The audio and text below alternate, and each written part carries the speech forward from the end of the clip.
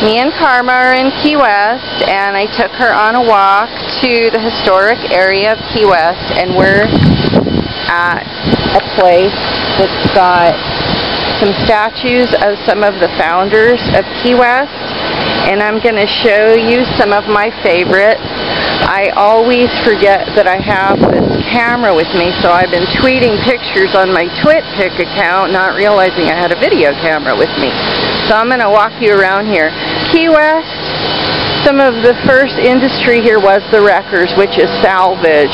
There's a coral reef that surrounds the island, and when ships ran aground with cargo, the residents would rush out, and whoever got there first laid claim to it. My father actually used to do salvage when I was a little kid, and we used to have to get up in the middle of the night to go salvage boats on the west coast, so I'm familiar with it. But these guys actually had to go out on the reef in the middle of the night. There's rumors that they used to switch the lights around so people would actually run aground on purpose. There's a lot of really big homes in Key West.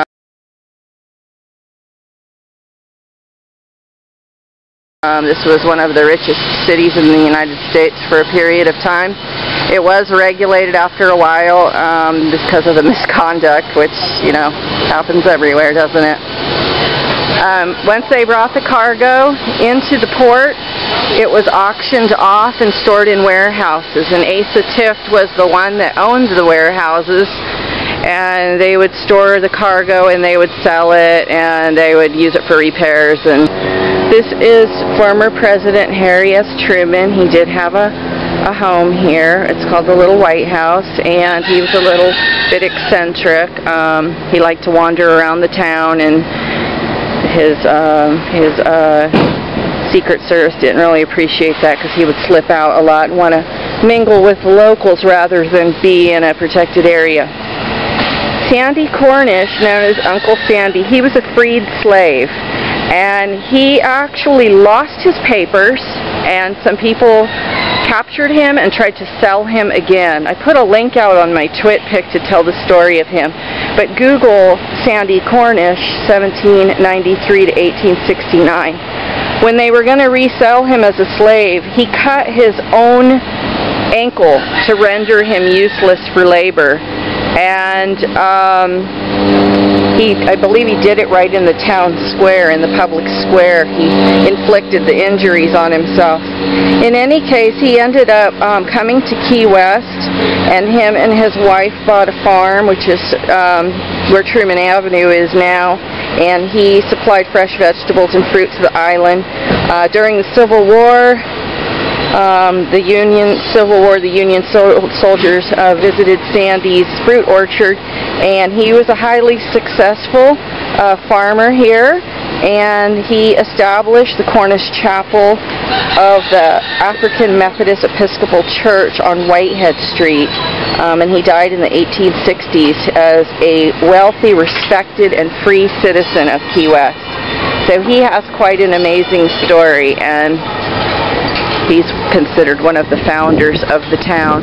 This is Stephen Mallory, and this statue garden is actually in Mallory Square, where the docks were.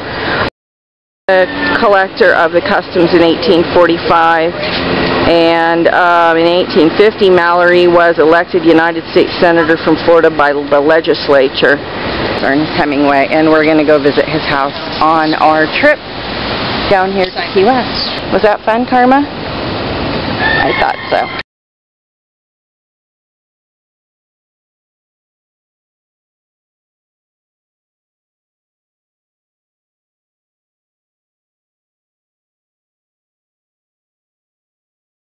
This is the wharf that used to be where the wreckers would come in and load, but now it's where the sunset celebration is held.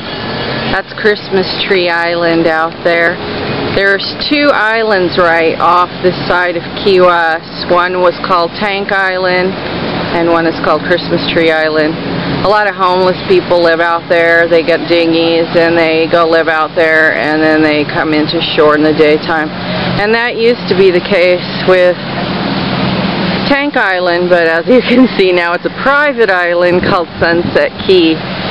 I actually used to have an office that overlooked that because I did the accounting for the resort that owns that private island, and it's beautiful, it's great. It was a little controversial when there was a sudden fire that leveled it one day when everybody was on the other side of the island for 4th of July. But Key West has some questionable things that go on here. That's Key West. This dock is now a cruise ship port, and the resort that I work for also owns these cruise docks. I used to do the accounting to charge for them to use this dock.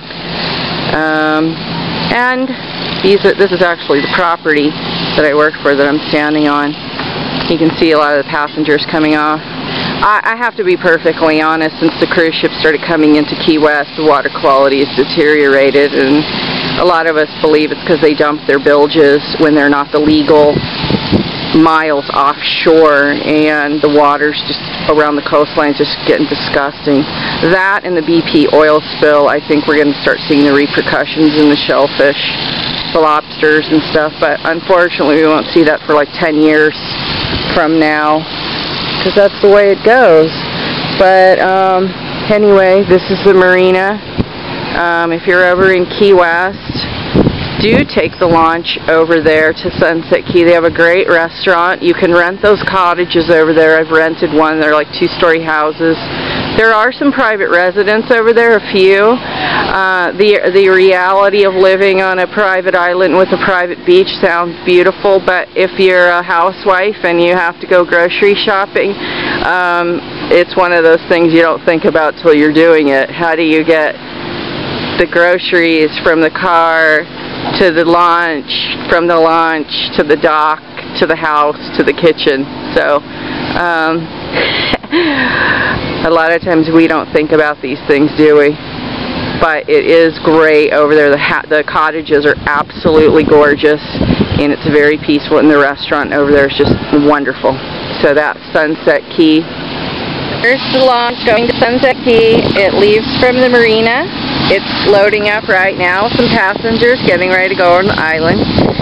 Here's another boat here. Let me zoom out and see a Royale. I don't know if that's a privately owned boat, but there are some pretty big yachts that come into this marina, sometimes for a day or a month. We also manage this marina, the Fury dock here that takes people out on snorkel trips, jet skis, and in the distance you can see the naval base. There's a Coast Guard, huge Coast Guard carrier over there, and that is over where Fort Zachary Taylor is. It's a Civil War fortress.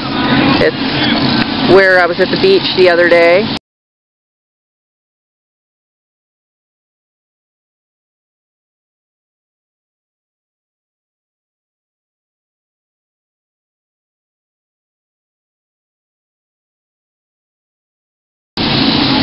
And you can see all the passengers getting off the cruise ship, and they pretty much herd them out, put them on the snorkel boats, put them on the conch trains, take them around all the t-shirt shops, and then they get back on. It's $2, well, it was when I was managing the books for it, $2 per head for each of those passengers that steps off on that dock, plus the dock fees for the day for the cruise ship to be there. So some days we have like as many as 4 cruise ships here in port, and they have about 2,000 passengers on it times 2, so that's a lot of money to let somebody jump off and buy some t-shirts. So that's a big portion of the business here in the port, is the cruise ships. Then when they go on the snorkel boats, that's like, I think they charge like $30 a head to go snorkeling or jet skiing and stuff like that. So as you can see, tourism is lucrative, and you know, unfortunately I wish more people would monitor where they're dumping the bilges so the rest of us can swim in the water year round. But that's my opinion.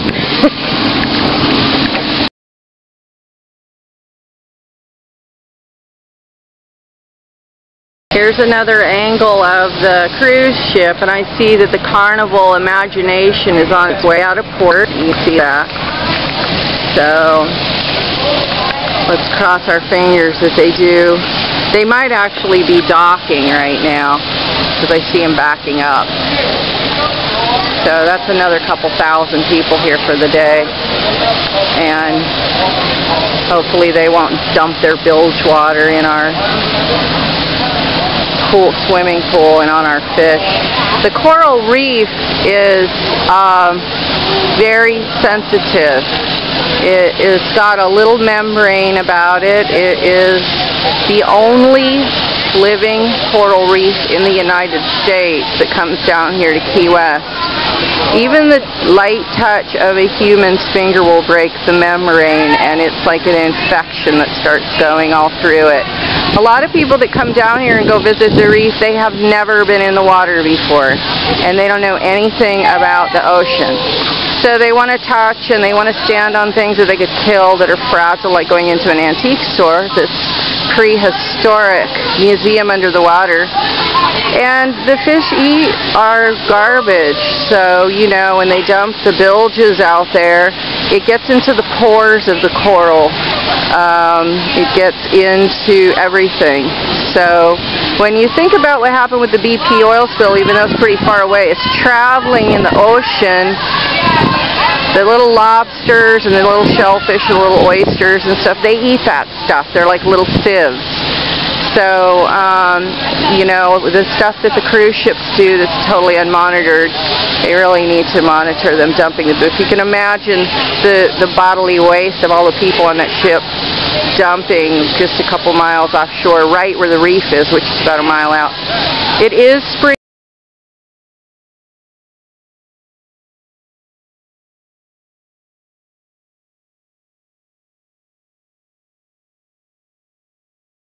Spring break right now in Key West, so there's lots of kids down at the beach. I'm not sure if I want to go down there. There's a bunch of RVs down there. It's really not as bad as it is in some other towns, but you know, we do get our share of spring breakers, and spring break in a tourist town is not 1 week, it is about 6 weeks, because the colleges stagger spring break. So one school gets out and then the next school gets out, and it's like that. This is the customs house, and I'll go through by the front of there in a minute after I walk around the marina. I was just going to shoot some of the spring breakers. The motto of spring break is arrive on vacation, leave on probation. So if you're a grown-up, it's best to go home when the sun goes down around here, you know what I mean? Okay.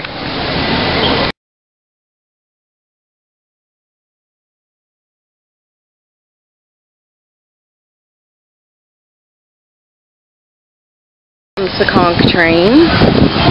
You ride it once when you live here and you avoid it the rest of the time you live here. But if you come here, it's really long tour because there's so much history in this town. So it's worth doing it one time, you know, so that you can kind of get a idea of all of the history of this little tiny town. Very small island. Early 1900s, they brought 17 pictures of birds into. That's the Audubon house he's describing, which is across the street. And there is the Old Town Trolley, which is the companion kind of short trip of it. They have those in lots of different towns. Basically, when the cruise ship people get off the boat, they, you know, like I said, herd them in, herd them out. That's the customs house. It is now a museum of art and history. It took them forever to get it finished, but it's done now. So it looks like they've got a exhibit the best and worst of times going on, and Flagler's Railroad. Henry Flagler brought the railroad here to Key West that arrived at the Casa Marina Hotel, a place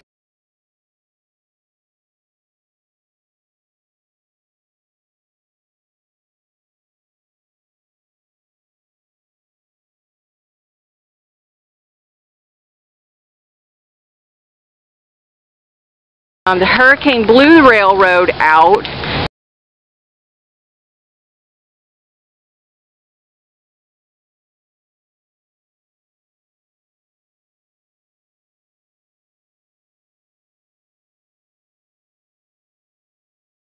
It was never replaced. They now have the Overseas Highway, which is, you know, one road in and one road out.